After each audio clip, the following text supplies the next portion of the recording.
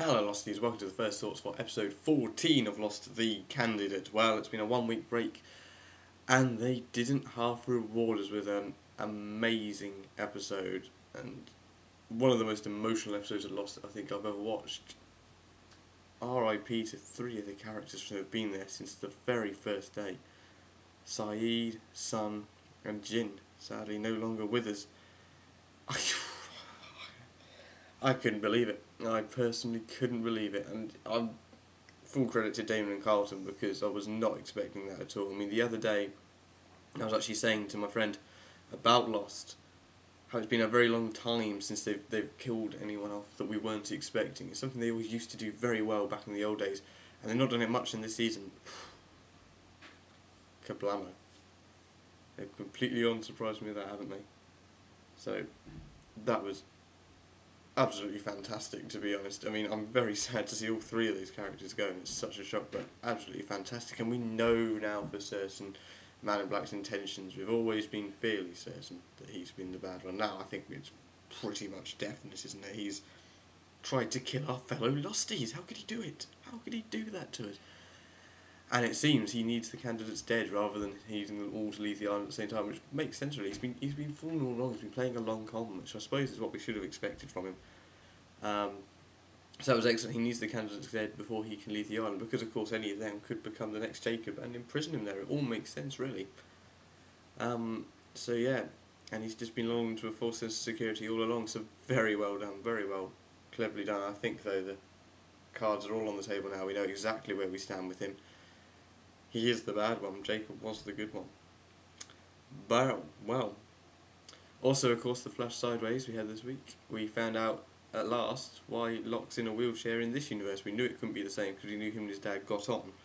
So it was nice to see why he actually was in the wheelchair. It's because of a plane crash of all things. It's a little bit odd, but it seems John Locke likes flying. I suppose it makes sense, fits with his adventurous side and everything. And he ended up crashing, causing him to be stuck in a wheelchair and his dad to be like this. Forever. So, quite a turn of fate there. Anthony Cooper, I would guess, probably still hates John Locke in this universe as well. Nice to see some good references to previous seasons. Jack with the Apollo bar there. We also had Catch a Falling Star playing in the box that Christian left for Claire. Some good references to previous seasons with John Locke, of course. Push the button and I Wish You'd Believe Me. And I think this makes it look like it is the real John Locke, because there's been a lot of debate over whether it's MIB in this time or whether it's our real original John Locke, and I think this episode was trying to tell us it is original Locke, but of course so often we've lost, they could be feeding us a complete double bluff. We also found out in this episode that Desmond is still alive. Sayid clearly has just been playing along a bit. I mean, he has been claimed, he was brought back to life by MIB, but he's obviously been playing along a little bit because he's not on MIB's side. He in the last moments he wants, Jack to go and see Desmond.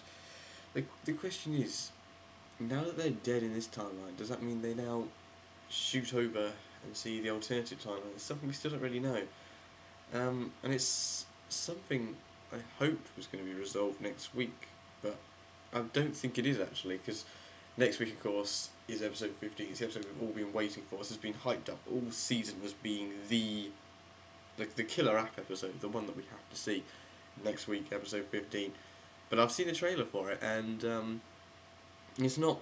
I don't think it's going to be answering the Flash Sideways question. It looks much more focused on the whole battle between Jacob and MIB all their lives. And personally, I can't wait to see that as well. It's effectively the island flashback that people have been crying out for since season 1.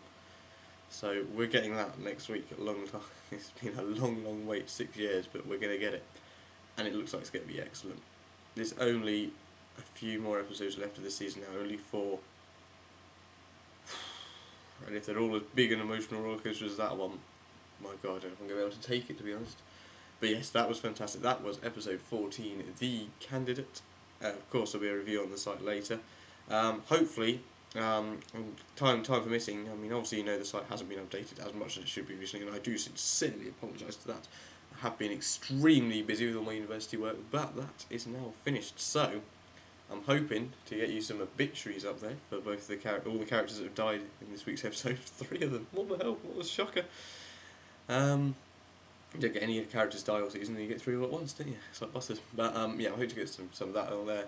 We'll give you some theories, give you a preview next week. Hopefully Swan Station Sailors will finally be resumed for these final episodes of Lost. Only a few weeks to go.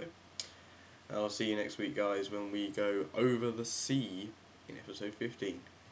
Namaste. Thank you. Namaste. And good luck.